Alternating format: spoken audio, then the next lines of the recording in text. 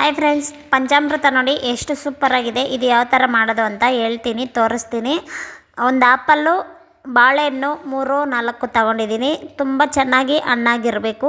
ಕಾಯಿಸಿ ಆರಿಸಿರೋ ಹಾಲು ಮತ್ತು ದ್ರಾಕ್ಷಿ, ಗೋಡಂಬಿ, ಆಮೇಲೆ ಕಲ್ಲು ಸಕ್ಕರೆ, ಒಂದೇ ಒಂದು ಏಲಕ್ಕಿ ತಗೊಂಡಿದ್ದೀನಿ. ಆಮೇಲೆ ಒಂದು ಒಣಖರ್ಜೂರ, ತುಪ್ಪ, ಸಕ್ಕರೆ ಮತ್ತು ಮೊಸರು.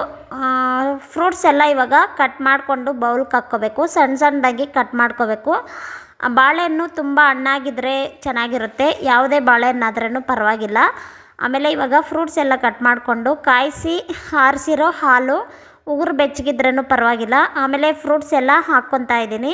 ಫ್ರೂಟ್ಸ್ ಎಲ್ಲನೂ ಅಷ್ಟೇ, ಡ್ರೈ ಫ್ರೂಟ್ಸು ಅಷ್ಟೇ ಸಣ್ಣ ಸಣ್ಣದಾಗಿ ಕಟ್ ಮಾಡ್ಕೊಂಡಿದ್ದೀನಿ. ಇವಾಗ ಹಾಲು ಹಾಕ್ಕೊಂಡು ಹಾಲಿಗೆ ಇವಾಗ ಸಕ್ಕರೆ ನಿಮಗೆ ರುಚಿಗೆ ಎಷ್ಟು ಬೇಕು ಅಂತ ನೀವು ಹಾಕ್ಕೊಳ್ಳು. ಆಮೇಲೆ ಮೊಸರು, ನಾನು 1/4 ಲೀಟ್ರು ಹಾಲು ತಗೊಂಡಿದ್ದೀನಿ. 1/4 ಲೀಟ್ರ್ ಹಾಲಿಗೆ 1/4 ಲೀಟ್ರ್ ಮೊಸರಲ್ಲಿ ಅದರಲ್ಲಿ ಅರ್ಧ ಹಾಕ್ಕೊಳ್ಳಿ. ಆಮೇಲೆ ರುಚಿಗೆ ಅಷ್ಟು ತುಪ್ಪ ಹಾಕ್ಕೊಳ್ಳಿ, ತುಂಬ ಟೇಸ್ಟಿಯಾಗಿರುತ್ತೆ.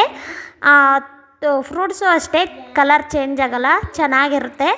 ಆಮೇಲೆ ಸಕ್ಕರೆ ನಿಮಗೆ ಎಷ್ಟು ಬೇಕೋ ಅಷ್ಟು ಹಾಕ್ಕೊಳ್ಳಿ ನೋಡಿಕೊಂಡು, ತುಂಬಾ ಚೆನ್ನಾಗಿರುತ್ತೆ. ಇದು ಪೂಜೆ ಮಾಡಿದಾಗ ನೈವೇದ್ಯಕ್ಕೆಲ್ಲ ಇಕ್ಕಿದ್ರೆ ತುಂಬಾ ಸೂಪರಾಗಿರುತ್ತೆ. ಒಂದು ಸಾರಿ ಟ್ರೈ ಮಾಡಿ ಫ್ರೆಂಡ್, ಮಕ್ಕಳಿಗೆ ತುಂಬ ಇಷ್ಟ ಆಗುತ್ತೆ. ದೇವ್ರ ಪ್ರಸಾದಕ್ಕೂ ಇಕ್ಕಕ್ಕೂ ವಾರನೂ ಇಕ್ಕೊಂಡು ರೆಡಿ ಮಾಡ್ಕೋಬೋದು, ಈಸಿಯಾಗಿ ಮಾಡ್ಕೋಬೋದು. ಲೈಕ್ ಮಾಡಿ ಫ್ರೆಂಡ್ಸ್.